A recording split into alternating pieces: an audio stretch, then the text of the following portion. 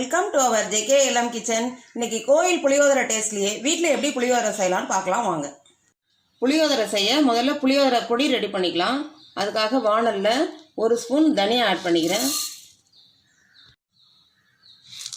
1 spoon கடலைப்பருப்பு, 4 காஞ்ச மிளகாய், 1/2 ஸ்பூன் மிளகு, 1/2 ஸ்பூன் வெந்தயம். நம்ம இது எல்லாத்தையும் ஒன்று ஒன்றா ஆட் பண்ணும்போது ஸ்டவ்வை லோ ஃப்ளேமில் வச்சு ஆட் பண்ணிக்கலாம். இப்போ ட்ரை ரோஸ்ட் பண்ணும்போதும் ஸ்டவ்வு லோ ஃப்ளேம்லேயே வச்சுக்கலாம்.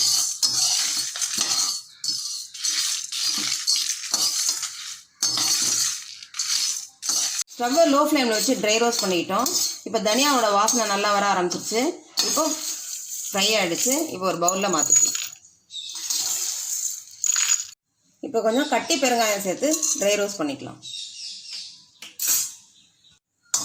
பெருங்காயத்தை ட்ரை ரோஸ்ட் பண்ணும்போது ஸ்டவ் லோ ஃப்ளேமில் வச்சு தான் பண்ணணும்.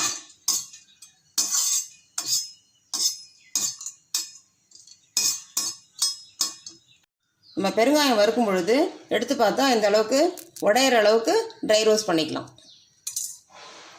நம்ம ட்ரை ரோஸ்ட் பண்ணது எல்லாத்தையுமே நல்லா ஆற வச்சுட்டோம். இப்போ மிக்ஸி ஜாரில் ஆட் பண்ணி அரைச்சிக்கலாம்.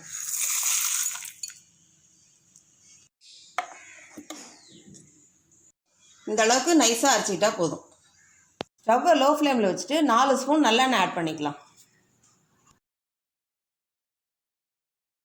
எண்ணெய் சூடானதுக்கப்புறம் ஸ்டவ்வை லோ ஃப்ளேமில் வச்சுட்டு கடுகு, உளுத்தம்பருப்பு, 1 ஸ்பூன் கடலைப்பருப்பு, 7 காஞ்ச மிளகாய் லைட்டாக வறுத்துக்கலாம்.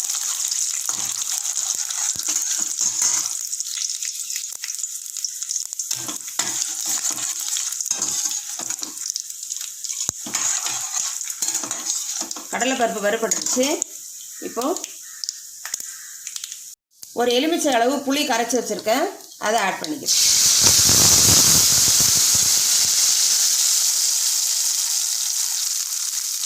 ஸ்டவ்வை ஹை ஃப்ளேமில் வச்சு கொதிக்க வச்சுக்கலாம்.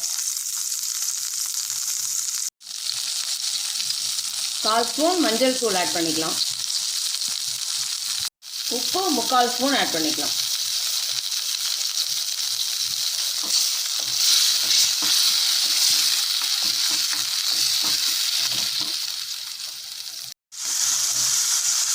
இந்த அளவுக்கு குழம்பு திக்காக வர வரைக்கும் கொதிக்க வச்சுக்கலாம்.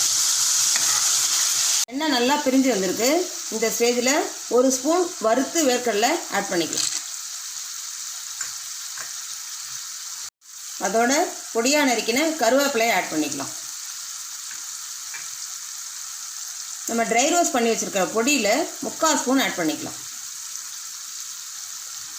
பொடி ஆட் பண்ணதுக்கப்புறம் நல்லா மிக்ஸ் பண்ணி விட்டுடலாம். குழம்பு பொடி வேர்க்கடலாம் ஆட் பண்ணதுக்கப்புறம் 1 நிமிஷம் லோ ஃப்ளேம் வச்சு கொதிக்க வச்சுக்கலாம். 1 நிமிஷம் லோ ஃப்ளேம் வச்சு கொதிக்க வச்சுட்டோம். இப்போ ஸ்டவ் ஆஃப் பண்ணிக்கலாம். 1/4 கிலோ அரிசி வடித்து வச்சுருக்கேன். இதில் 1/2 ஸ்பூன் நல்லெண்ணெய் ஆட் பண்ணிக்கிறேன். நல்லெண்ணெய் ஆட் பண்ணி நல்லா சாதத்தை மிக்ஸ் பண்ணி விட்டுக்கலாம். சாதம் இந்த அளவுக்கு உதிர் உதிராக இருந்தால் தான் புளி சாதம் நல்லா டேஸ்ட்டாக இருக்கும். 1/4 ஸ்பூன் நம்ம ட்ரை ரோஸ்ட் பண்ணி வச்சுருக்கிற பொடியை ஆட் பண்ணிக்கலாம். பொடி ஆட் பண்ணி சாதத்தை நல்லா கலந்து விட்டுக்கலாம்.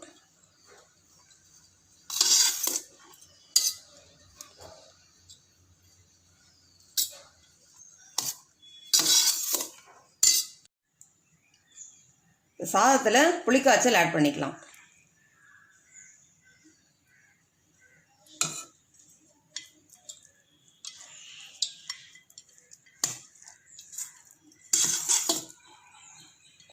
சாதம் நல்லா உடையாமல் லைட்டாக கிளறி விட்டுக்கணும். கொஞ்சம் கிளறி விட்டதுக்கப்புறம் மீதி இருக்கிற புளிக்காய்ச்சலையும் ஆட் பண்ணி நல்லா மிக்ஸ் பண்ணிக்கலாம்.